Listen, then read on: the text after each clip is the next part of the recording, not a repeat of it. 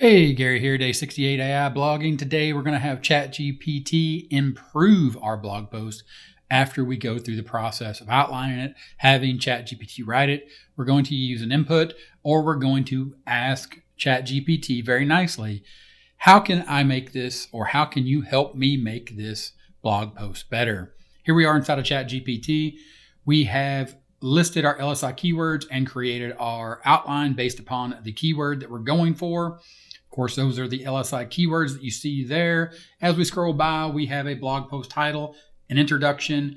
We've added thought-provoking questions, and I'm going to show you how I did that. When I created the content, or when I asked the AI assistant to create it for me, I had thought-provoking questions created at the end. I'm going to show you each section here as I created it. And then I did not use this call to action section. It just doesn't make any sense.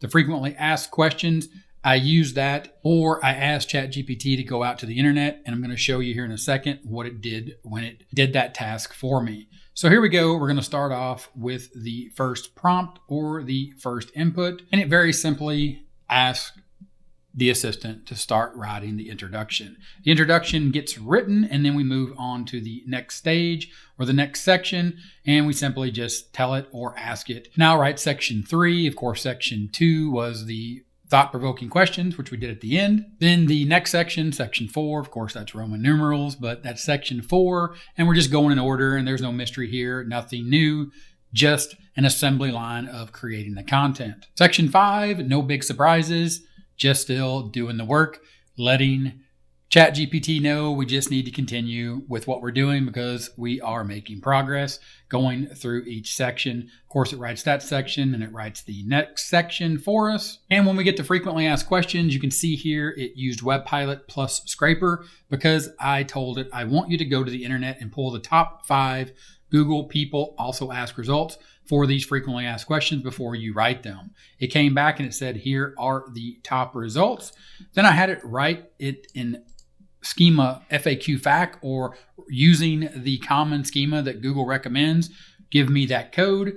The code did not work inside of Grooveblog. So I went ahead and said, great, thanks. Now give me the FAQ here in the text as well. Now, if you wanted to test this schema to see if it works or not, you just copy that code.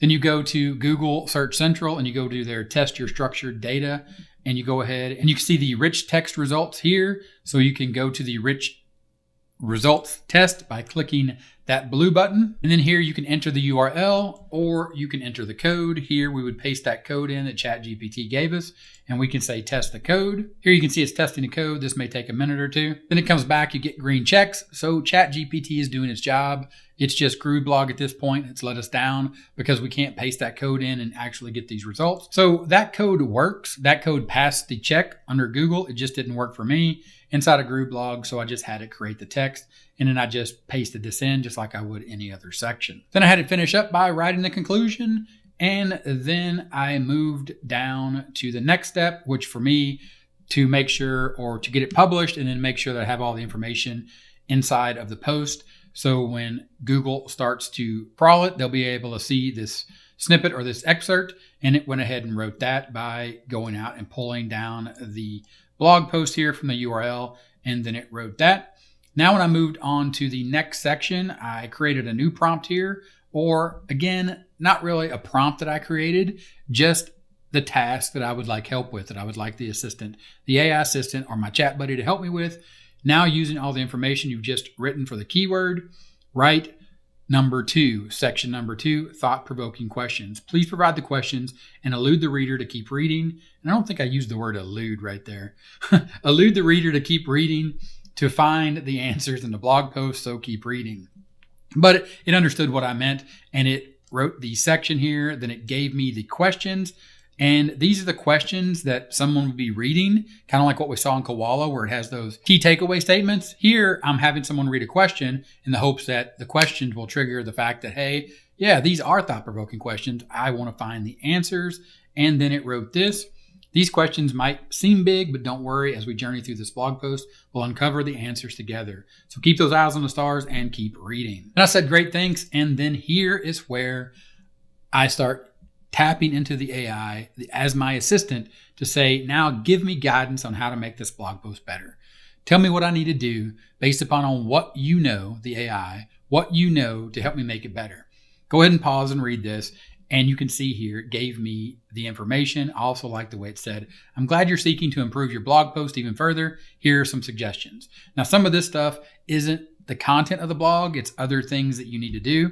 Of course, use visuals is one of the ones that I definitely know that we need to dive more into. And we've talked about that here in the case study. But then there's other things. This is a good one. Include real world examples, link to reputable sources. Of course, we've done that where we've had ChatGPT, especially in Koala, go out, find those sources, cite those sources, and then we link to them. Of course, update your content regularly because in this case, in this niche, the world of science is always evolving. So make sure your content stays relevant and accurate by updating it regularly with the latest research and discoveries, which is good. And then, of course, it says here, remember, the most important thing is to provide value to the readers. If your content is informative, engaging, and easy to understand, you are on the right track. I came up with another idea here and I said, but first I said, thanks, great thanks.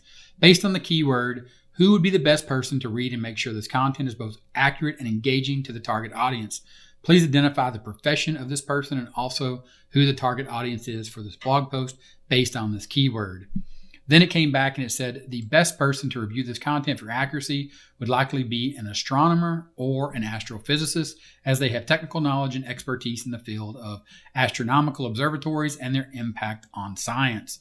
Now, down here, it also said, remember, while the content should be accurate and detailed, meaning the content that the AI is going to create, it should also be engaging and accessible to a non-specialist audience, given the broad range of the potential readers, because it covered, like I asked it to here, the target audience based on the keyword, students, educators, amateur astronomers, general science enthusiasts, and lifelong learners. Moving on, I said great now acting as both as an astronomer and an astrophysicist with 20 years experience. I just threw that in there to make sure that we're definitely looking for someone that's been in the field for some time. Please have them both read and provide edits and additional content ideas they have to make the post better, and have them verify the accuracy of the content. I got this message here to start. As an AI language model developed by OpenAI, I don't have the ability to act as an individual or have personal experiences. I don't have emotions and all that good stuff. However, I can simulate a review based on the knowledge I've been trained on. And that's the whole point. That's the key here. Utilizing the knowledge or going out and pulling down information to feed it into the AI so it can simulate based on a review of the knowledge it has or the knowledge it can get. Here are some suggestions that an astronomer or a physicist might make. Provide more specific examples. Discuss specific discoveries. Include more technical details. Discuss the interdisciplinary impact. Wow, these words just keep getting better. And then, of course, an accuracy check. Remember, these are simulated suggestions. And it's always a good idea to have a real expert review your content if possible. Of course, that's what Google wants, an expert or expertise, experience, and they want to be able to trust that content. That's the whole thing behind their big push always, is to make sure the people that are creating this content are taking the time to go and get the facts right to provide that content to the person that's looking for the information about this keyword. And with that, we said great thanks. Based on those suggestions, please give me the new section headings and outline to write this new content. Then it gives me an entirely new, or it gives me the old outline plus the 2 new sections. Now, I did notice the 2 sections, but if you weren't able to notice them, or if you think it was more than what you thought, you could do like I did here, and you could simply just go back to your AI assistant and ask it nicely, please identify the new sections so I can update the blog post.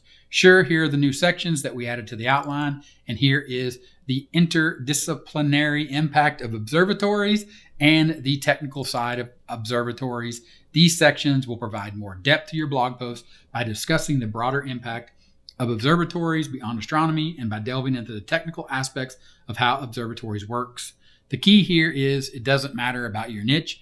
The last sentence is, this information or this additional information will make your blog post more comprehensive and informative to your readers. And thus we have used ChatGPT and the AI as our assistant to make our blog post better after we had it create the outline, write all the content section by section by section, go out to the internet, pull those live questions people also ask from Google, and then answer those questions, and then acting as experts in our field around the content that we are writing. It was able to look at our content and say, here are 2 things I think you should add. Here's a new section. Here's a new outline. Go ahead and let's get this information created. And I'm going to do that for you in the next update and show you how that worked out and show you the complete post. And then think of a way to structure this to get this back into the assembly line to start creating specifically for this keyword or this topical authority cluster to make sure that we can finish this out and speed things up. Of course, it's not about faster, it's about focus. And if you're having fun and you're focused,